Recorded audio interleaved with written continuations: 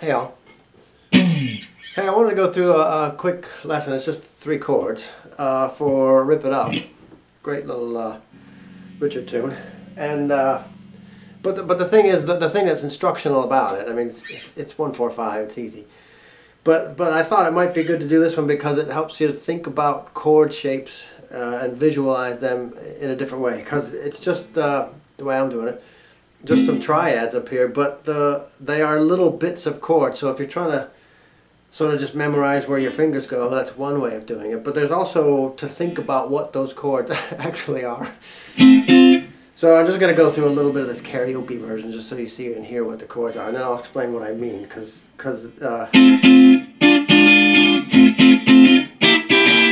So those little triads might not look familiar if you're just beginner or intermediate, but I'll just do 30 seconds of the song and I'll tell you what I'm talking about.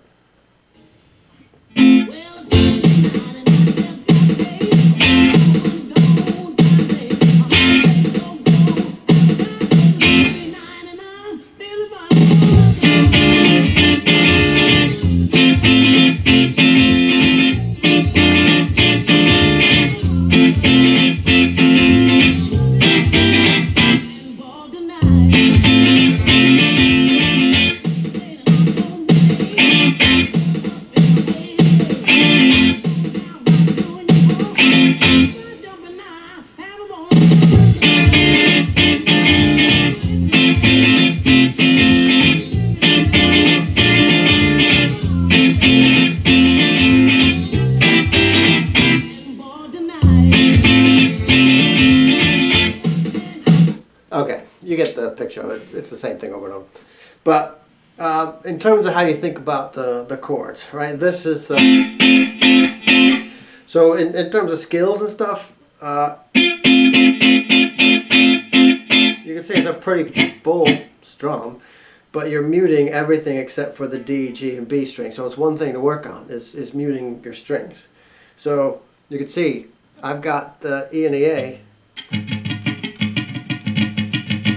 They're muted with my thumb over the top, and I'm muting the high E string underneath there with my pointer finger. Right there. Lets you do that. And give it a full. Otherwise, you're trying to do. You know, you can't do it like that. You gotta get into the rhythm of it.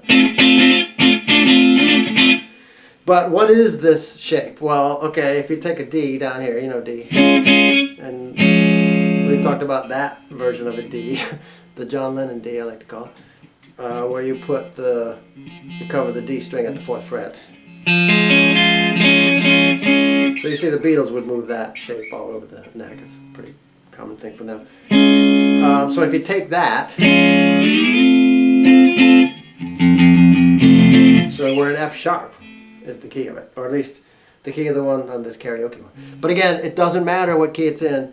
You can move these shapes wherever you want, whatever you're tuned to or whatever you want to sing to, whatever key you're in. These shapes will stay the same. It's just a question of what fret you start in. So where it's tuned or what key it's in, it doesn't really matter. Just find where it is.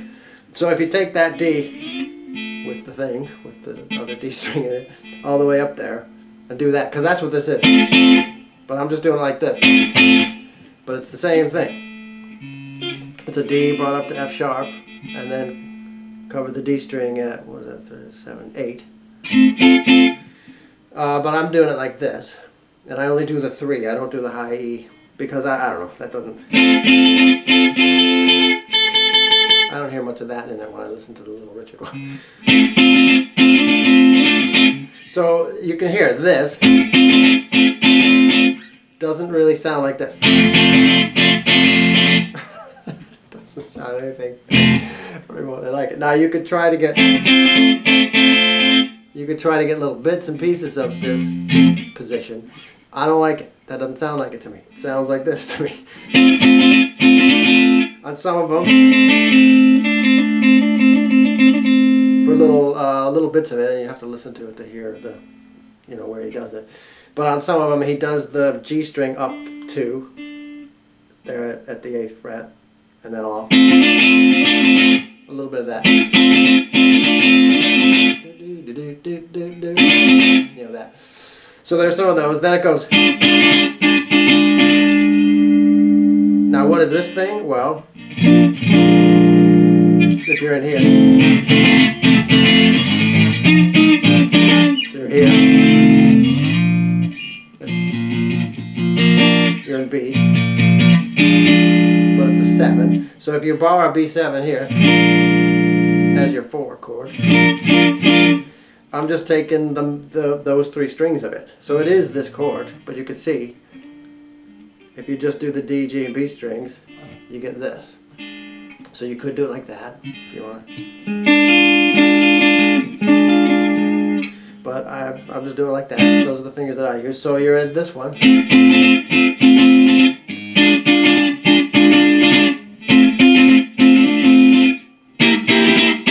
So then this one is a 7th chord here. And multiply. But it's up here, and it's the same thing. It's just taking that one, moving up there, which is a C sharp 7. Up here.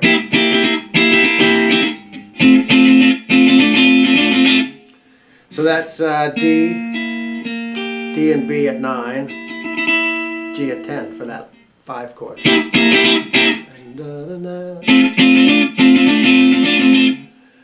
So a little bit to work on with your muting, and a little bit to work on of seeing what you're looking at, because that chord, you would look at that and say, what the heck is that thing? It looks like a D, except it's on other strings, you know?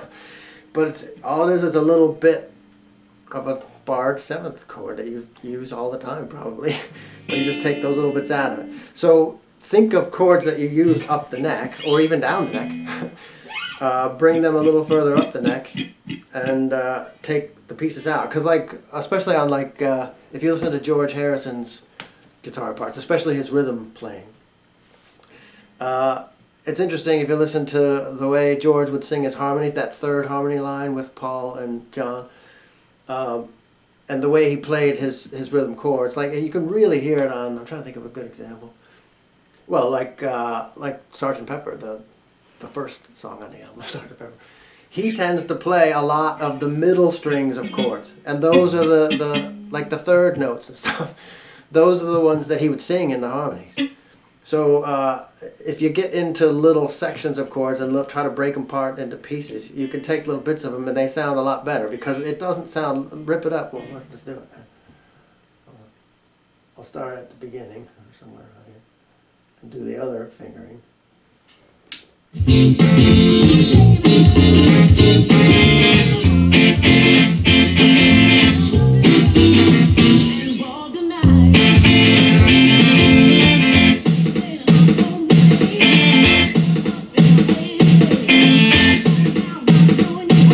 To me, that doesn't sound right. Sorry. It might be right. It doesn't sound right. I like it up there. So when you're figuring things out by ear, and I just figured, this is my own arrangement, I figured it out by ear. I don't know what the guy did on the original session, or even who it was. No idea. But if you're just sitting down and listening to something and trying to figure it out for yourself, that's one way you might go about it, is figure out, okay, it's this, but it doesn't sound quite like that to me. Well, where else can I get an F sharp? I can get one here. I can get one there. Doesn't sound like that either. So that's Rip It Up. Good luck.